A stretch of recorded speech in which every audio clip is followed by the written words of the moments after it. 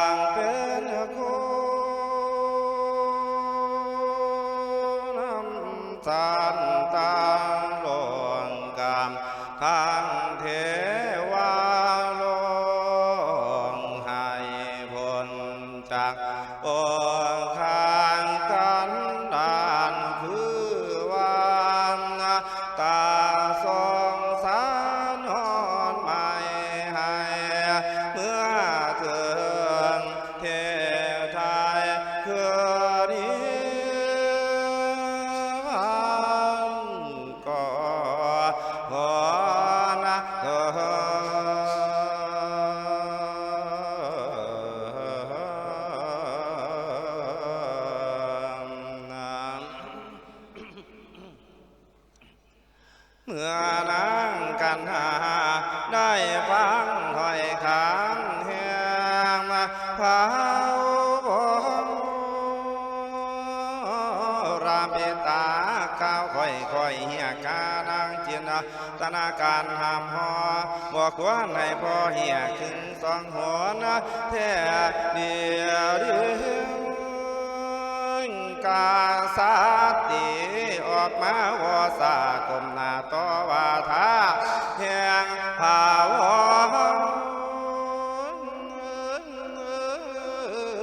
ราปิตา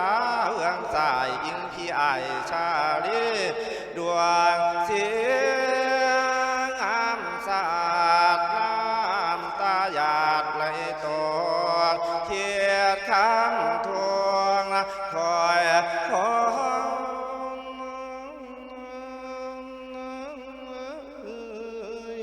วัดนี้ว่าหาจากใดเป็นคอยแก่ตาพามแท้เนนาเตสังสุนีนา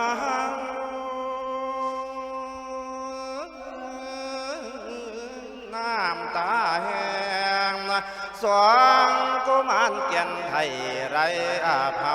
รวยเลียนตกลงถือกลังตีนภาวาแห้งภาวราดานปีตัวหลวงน้ำตาแห้งคงเวทสันตาลานภาวาทอนดือไทยเหมือนดังใจจังแตกพอนหายแหกในอุราดว สานีหาทางคำหักสุดขนานโขกล้อมลูกน้อยนานทมนัสปริสันโตเจ้าก็โลภยังหลังแห่งสวงกุมมารคอยกายน้อยเอาใจแห่งสวงสีวาง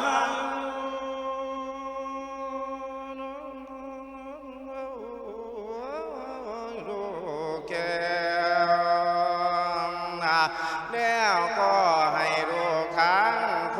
ยืนเขียนอยู่ยังกันสองนาพาจอมท่านปิดตูรานภวันเจ้าก้าวภาษัยว่าดูนางว่าดูนางวางดูราน้ำมาโนดูคักสามือใจเจ้าหัวโยถึงหัวใจแห่งเฮาพองอ่างตั้งใจต่อโพธิญาณมังพัมเพ่งบารมีบ่ขาดตั้งแห่งแต่สามอันเกิดมาห่างเป็นธรรมดาแห่งนอผู้ทั้งคุณโพธิสัตว์วันนี้เจ้าทั้งสองก็หัวละเป็นความเพียงนำยิ่งฮักขอดคิงเสมอตาเจ้าทั้งสองจงยังว่ารามีทำแห่งเฮาพออันให้ถึงย้อนแก้วสมผู้กูพรก็จึงขาดคาดวงกลางอ่างข่าวทั้งสองเหมือนทำน้องของข้ายืนจนขามนะจังขายหัวตัวบอดีขานขาหน่อยตัวเกินหอยขานขาพันพางจอมทำจึงเก่าวารุราเจ้าชาดีนำบางคนเจ้าอย่างคนจ้างโทษอันเป็นท้ายพอจางกามนนการเจ้าไว้เนียงทางงานสร้างวันเต่าเจ้าจงให้คำปานิค้างแก้ความเท่าเร็วเจ้าจงเป็นใครก็พอนามผ่านขีนี้ปิงของส่วนนางกาน้องเจ้าโหมพอเศร้าสมสางอาจถามมาชาตินางกาสนภูมีสมบัติอย่างใดให้เขาของเล็กน้อยคอยเอาไปจางเสียปีสายขาติยาชาญจูงขานเตียยาวรันกาสาตาจึงให้หาเขาของแลมีเสียงแดงห้อยเหตุดังนั้นนางหน่อยเจ้าการหาผู้ที่สาหัวตวงกามามั่งไข่หวังเป็นไทยบนเพียงสายอันเป็นคอยแน่สิ่งแดงเจ็ดหอยปรางกันคือว่าข้ายิ่งก็หอยข้าชายก็หอยทางก็หอยมากก็หอยว่าอุลตัวพาวรันก็หอยแม่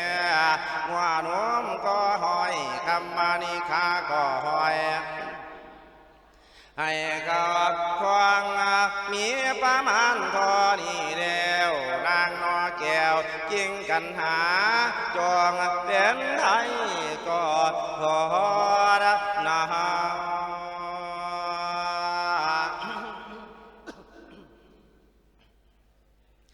เอวังกะเหตวาเมื่อพระเวสสันดรดาวนกดขาดูคักขสนิหาเดี๋ยวเราลมจาราจาวให้สาวเจือ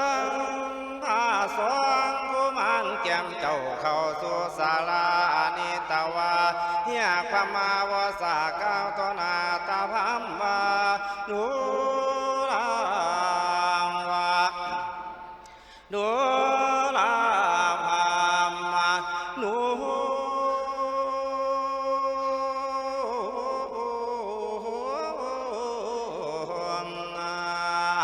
นุลาพามานุอันว่าลูกเต่าทั้งสองสานิหาเปลี่ยนที่หากเสมอตาดำยิ่งพ้นจากเสียงเดือฟ้ามันแท้เดียวด้วยมีแท้ปัญญาสาบประโยชน์ตาญาณดวงป่าเสื่อนกว่ายิ่งห่างลำเดิดกว่าสองกุมารเจ้าบัดนี้เฮาจะให้เป็นท่านเดียวว่าเดียวว่าตุ้นแก้วกำลังนำใจมือพัง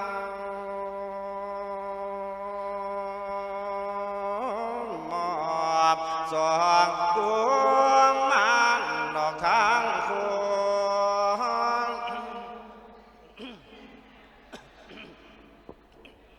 ให้โยกรรมตาพามก็มีเดนะตามมาทางเพียงข่าวเววารุรามพานเจ้ายังขายอังคาทำมาให้แจ้งผ่านสาแดงเป็นคาถาวาตาโตกุมาเรอาตายังชาเรียงกันหาดูพรังนี่เป็นเข้าเพียงข้าเววารังอานิยาทรงตนทรงเจราเวลอนพางวรมนามาบงนพลเวทจันดอนพามสองวังอ่อนมาโดยสมเสื่อนยกย่อยืนให้เป็นทานแก่พรามสาราการผู้ถอยเท่าใจกวางเจ้าบ่วันไหวอิ่มไปด้วยพิธีวาคางสวมเสื้อนาดดีใจยกมือขึ้นไว้เนื้อกระมอมน้ำมันสกันเสืองบัวตาทานแห่งตนอยู่ใกล้ใจยาทาในกาลายามใดยาทาในกาลายามนั้นแผ่นนาดินหลวงทางดอยสุดขนาดจางตั้งอยู่บ่ได้ก็สะเทือนสะท้อนอ้อยอ่อนน้อมไปมาน้ำสมุทรสุดตะเยียงนะเจียฟองย้องยาเยือคำเครื่องควันไปมาผู้ป่าและนาคตเทพบุตรเทพดาเอกาโกลาหาลังเสียงอุกคารุนี่นาอัศจรรย์เกิดมีแก่ทรณีที่เขื่อนเมื่อบนจนถึงเด็กขาผู้เสียงลาอมดอกขี้เขื่อน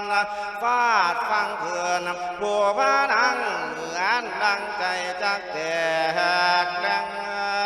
เห็นดอยยิ้มมาเวทไวเดชแห่งท่านพางวาสตาเจ้าสาดสีเท่าอันใหญ่อย่างโยทุกมู่ใหม่ไปพระน้อมเหี่ยวหอมกุ้งข้าว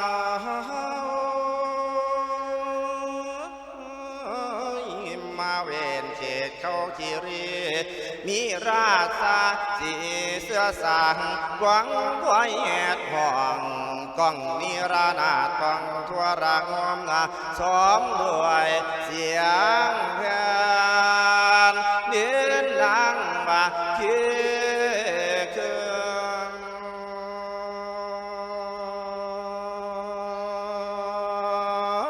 นเตือนสาธุกา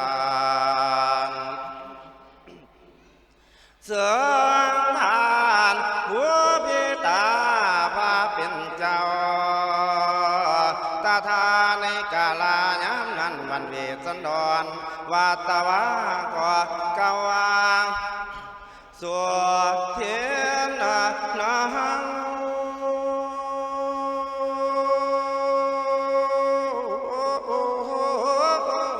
วัตมีทานังสวนดังทานอันกูให้แล้วนี้ตั้งบริสุทธิ์วิเศษเป็นเหตุจากให้แล้วแก่สัพพานโยลตายานพ่อที่สัมพันธ์ว่าขาดด้วย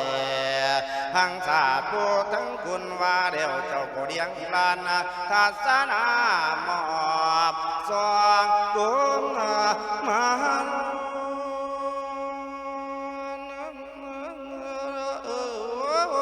ดอกทางผู้ให้โยกับตาพังก็มีเด